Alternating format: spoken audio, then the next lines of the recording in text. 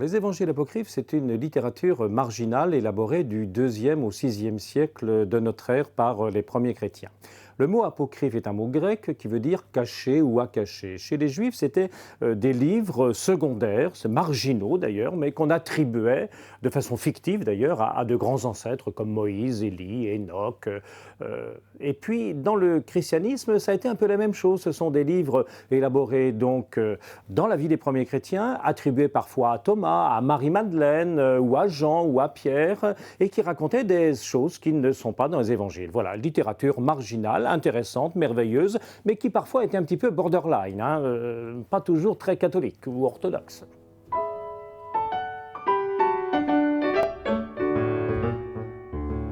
Les évangiles apocryphes racontent des choses qui ne sont pas racontées dans les évangiles de Matthieu, Marc, Luc et Jean.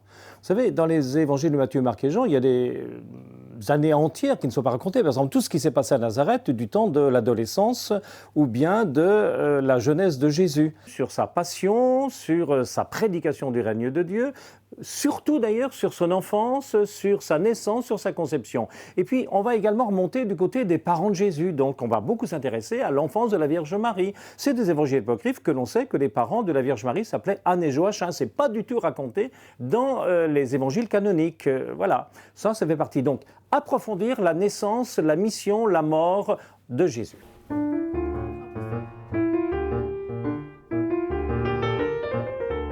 Un triple intérêt, me semble-t-il, c'est à la fois un intérêt historique, pour un intérêt théologique et un intérêt artistique. Intérêt historique, c'est que ça nous permet de connaître la vie et la foi de certaines communautés chrétiennes qui ont été oubliées. Par exemple, vous avez eu au début de l'Église, jusqu'au 5e siècle, des chrétiens qui étaient de tradition juive. On a l'évangile des Ébionites, par exemple, donc qui font le lien entre toute la tradition juive et la tradition chrétienne. Et bien ça fait partie des évangiles apocryphes et c'était oublié. Le deuxième intérêt de type théologique, ça aborde des grandes questions concernant Jésus, vrai Dieu, vrai homme. Mais surtout, le grand intérêt historique des apocryphes, ça a été la profusion d'images que ça produit dans la culture et dans l'art, à la fois oriental et dans l'art occidental.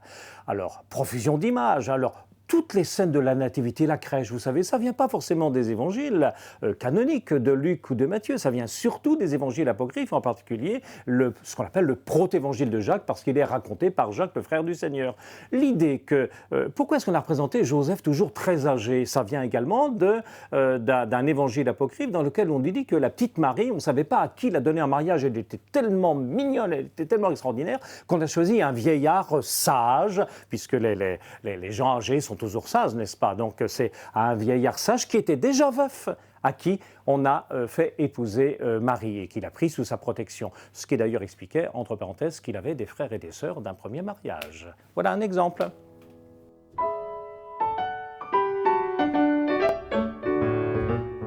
Les évangiles apocryphes ont un grand intérêt pour les croyants d'hier et d'aujourd'hui parce que finalement ils abordent de manière narrative, avec beaucoup d'imagination et beaucoup de poésie, ils abordent des grandes questions de la foi, en particulier la grande question qui est Jésus, vrai Dieu, vrai homme.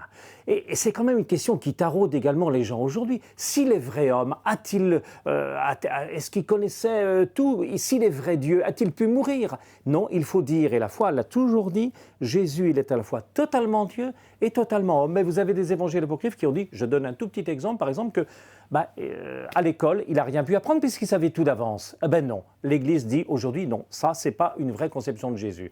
Autre exemple, est-ce que Jésus est réellement mort sur la croix? Est-ce qu'il n'a pas fait semblant puisqu'il était Dieu? Eh bien l'Église dit aujourd'hui, Jésus il est mort et réellement mort et c'est Dieu son Père qui l'a ressuscité des morts. Voilà, ce sont des questions comme ça capitales, le grand mystère de l'incarnation et de la mort et de la résurrection qui sont affrontées par les évangiles apocryphes avec des réponses qui sont pas très justes. Je veux dire, la question, elle est bonne, les réponses ne sont pas tout à fait justes.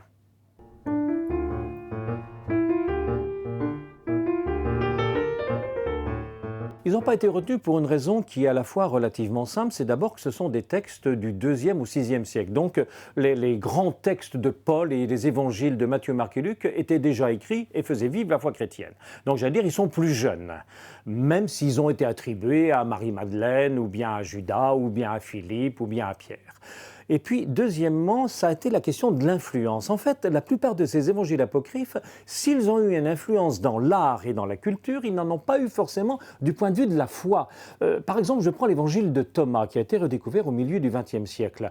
Eh bien, l'évangile de Thomas en Égypte, il a fait vivre sans doute une petite communauté, puis à un moment donné, cette communauté, elle a disparu, et les écrits ont disparu en même temps. Les grands docteurs, comme Origène, comme Athanase, comme Augustin, comme Jérôme, ne parlent jamais de l'évangile de Thomas. Voilà, ça c'est un exemple. Donc l'influence, le fait qu'il soit jeune, et puis enfin, comme je l'ai déjà dit précédemment, les idées qu'ils promeuvent, elles viennent d'un bon fond, ils sont sincères, mais elles ne sont pas toujours très justes du point de vue de la foi, en particulier sur l'incarnation, la mort et la résurrection de Jésus.